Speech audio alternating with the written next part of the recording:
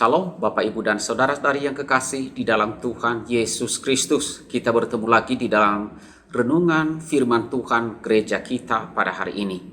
Sebelum kita memulai membaca dan merenungkan firman Tuhan, marilah kita memohon pertolongan Tuhan di dalam doa. Kita berdoa. Tuhan Allah Bapa kami yang bertata dalam kerajaan sorga, kami bersyukur kepadamu ya Tuhan, Allah yang Maha Kuasa, yang Maha Mulia, yang Maha Pengasih, atas seluruh hidup kami yang telah Engkau peliharakan. Engkau topang kami hari lepas ke sehari. Terima kasih seluruh keberadaan kami. Ya Tuhan, pada hari ini kembali kami mau merenungkan firman-Mu. Dan karena itu kami mohon pertolongan-Mu. Tolonglah kami untuk dapat merenungkan dan menerima firman-Mu, sehingga kami semakin mengenal dan mengetahui apa yang Engkau kehendaki. Tuhan, tolonglah kami oleh Roh-Mu yang kudus, agar kami dapat konsentrasi untuk merenungkan firman-Mu. Dan kami mohon ampunilah segala dosa kami, sucikanlah kami oleh darah Tuhan kami Yesus Kristus. Kiranya Engkau melayakan kami di hadapan-Mu. Iya Tuhan, ini doa kami, dalam nama Tuhan Yesus kami berdoa. Amin. Bapak, Ibu, dan Saudara-saudari yang kekasih di dalam Tuhan Yesus Kristus, firman Tuhan yang akan kita renungkan pada hari ini, saya ambil di dalam 1 Samuel pasalnya yang ke-13, ayat 5 sampai dengan ayatnya yang ke-14, firman Tuhan berbunyi demikian. Adapun orang Filistin telah berkumpul untuk berperang melawan orang Israel. Dengan 3.000 kereta, 6.000 orang pasukan berkuda dan pasukan berjalan kaki sebanyak pasir di tepi laut. Mereka bergerak maju dan berkemah di Michmas di sebelah timur Bet Awen. Ketika dilihat orang-orang Israel bahwa mereka terjepit sebab rakyat memang terdesak, maka larilah rakyat bersembunyi di gua, Geluk Batu, Bukit Batu, Liang Batu, dan Perigi. Malah ada orang Ibrani yang menyeberangi arungan sungai Yordan dan menuju tanah Gad dan Gilead, sedang Saul masih di Gilgal dan seluruh rakyat mengikutinya dengan gemetar. Ia menunggu 7 hari lamanya sampai waktu yang ditentukan Samuel, tetapi ketika Samuel tidak datang ke Gilgal, mulailah rakyat itu berserak-serak meninggalkan dia.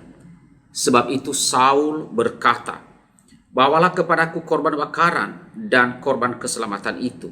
Lalu ia mempersembahkan korban bakaran. Baru saja ia habis mempersembahkan korban bakaran, maka tampaklah Samuel datang. Saul pergi menyongsongnya untuk memberi salam kepadanya. Tetapi kata Samuel, "Apa yang telah kau perbuat?" Jawab Saul, "Karena aku melihat rakyat itu berserak-serak meninggalkan aku, dan engkau tidak datang pada waktu yang telah ditentukan, padahal orang Filistin telah berkumpul di Michmas. Maka pikirku, sebentar lagi orang Filistin akan menyerang aku di Gilgal, padahal aku belum memohonkan belas kasihan Tuhan. Sebab itu aku memberanikan diri, lalu mempersembahkan korban bakaran." Kata Samuel kepada Saul, "Perbuatanmu itu bodoh. Engkau tidak mengikuti perintah Tuhan Allahmu yang diperintahkannya kepadamu, sebab sedianya Tuhan mengokohkan kerajaanmu atas orang Israel untuk selama-lamanya. Tetapi sekarang kerajaanmu tidak akan tetap. Tuhan telah memilih seorang yang berkenan di hatinya, dan Tuhan telah menunjuk dia menjadi raja atas umatnya, karena engkau tidak mengikuti apa yang diperintahkan Tuhan kepadamu." Demikianlah firman Tuhan yang kita renungkan pada hari ini. Bapak, Ibu, dan saudara-saudaraku yang kekasih di dalam Tuhan Yesus Kristus, saya memberikan judul renungan pada hari ini adalah dosa yang membawa kepada kehancuran, yaitu kesombongan. Saudaraku yang kasih dalam Tuhan, ada di dalam kitab Amsal berbunyi demikian, "Kecongkakan mendahului kehancuran dan tinggi hati mendahului kejatuhan." Saudara, sombong adalah akar dari segala dosa. Karena sombong, maka Adam ingin menjadi seperti Allah. Lalu ia mengambil buah pengetahuan yang baik dan yang jahat itu, lalu ia memakannya. Ia melanggar ketetapan Allah. Pada hakikatnya sombong adalah kepercayaan diri yang berlebihan, sehingga tidak lagi mengakui bahwa dari Tuhanlah segala berkat atau kekuatan kita. Alkitab memberitahukan atau memberikan banyak contoh kisah-kisah orang sombong yang berakhir pada kehancuran. Nah, saudara, salah satu kisahnya yang barusan saja kita baca tadi di dalam 1 Samuel pasal 13 ayat 5 sampai 14 tadi. Nah, saudara, di sana Raja Saul ada dalam posisi yang terdesak, terjepit di tengah pertempuran menghadapi orang Filistin. Karena itu saudara, Saul sangat menantikan Nabi Samuel yang diharapkan dapat mengobarkan semangat juang pasukannya, sekaligus juga memberikan korban persembahan kepada Tuhan. Korban persembahan itu sangat penting. Penting karena apa? Itu sebagai tanda bahwa ia meminta penyertaan Tuhan.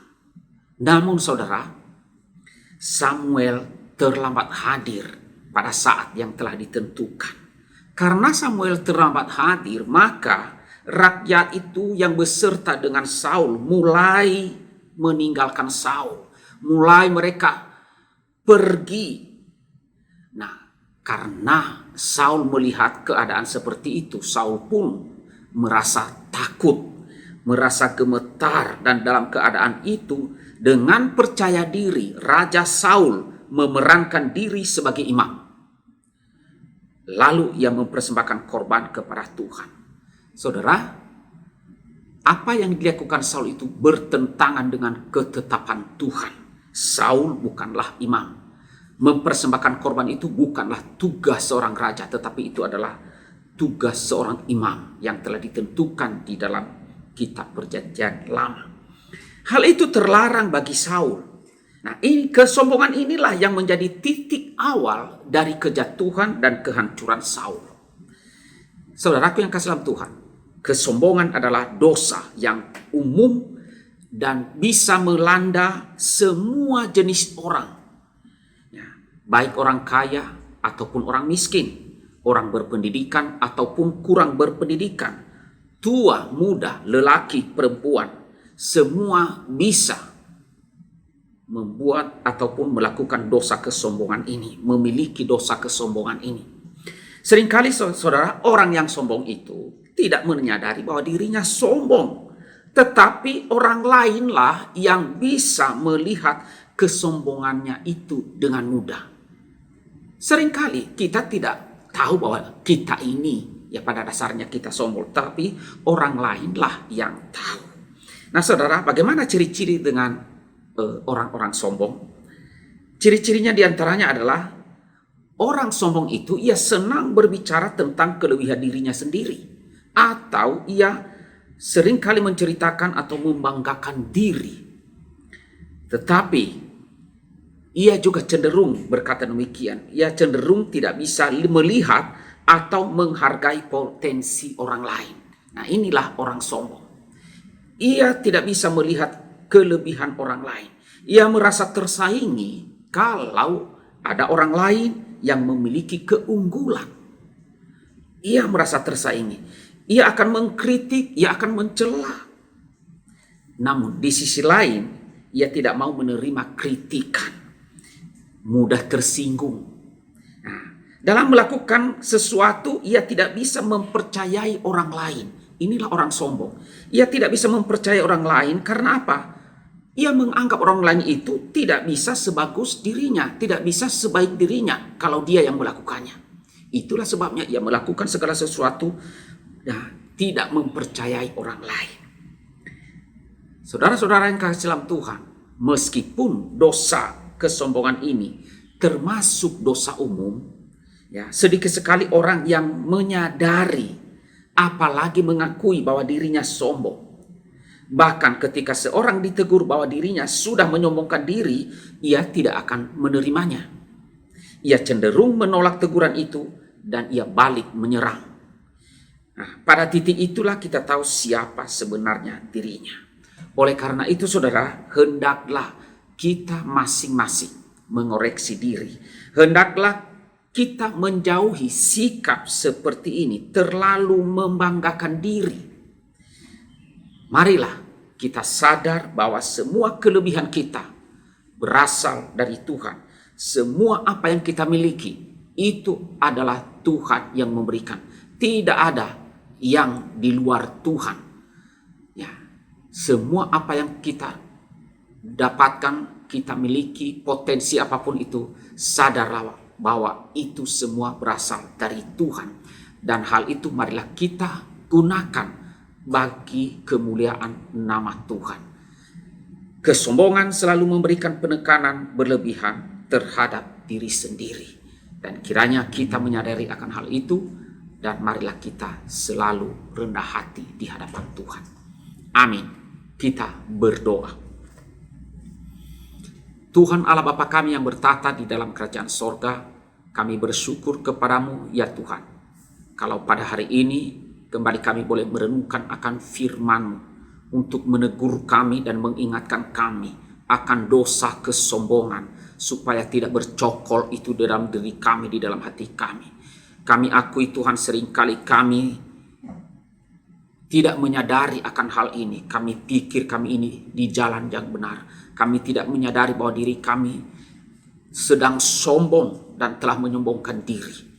Tuhan, ampunilah kami Tuhan, dan tolonglah kami untuk mewaspadai akan hal ini, dan selalu rendah hati di hadapan Tuhan dengan menyadari bahwa seluruh keberadaan kami, seluruh kekuatan, seluruh kelebihan kami, apapun itu, berasal dari Tuhan. Supaya kami tidak membanggakan diri, tetapi benar-benar kami menyadari bahwa itu adalah anugerah Tuhan yang patut kami syukuri, dan kami gunakan itu semua bagi kemuliaan nama Tuhan. Tuhan, berkatilah seluruh jemaat-Mu. Berilah kami hati yang senantiasa merendahkan diri di hadapan Tuhan dan mensyukuri apapun yang kami miliki. Ini doa kami Bapa, di dalam nama Tuhan Yesus kami berdoa, kami bersyukur. Amin.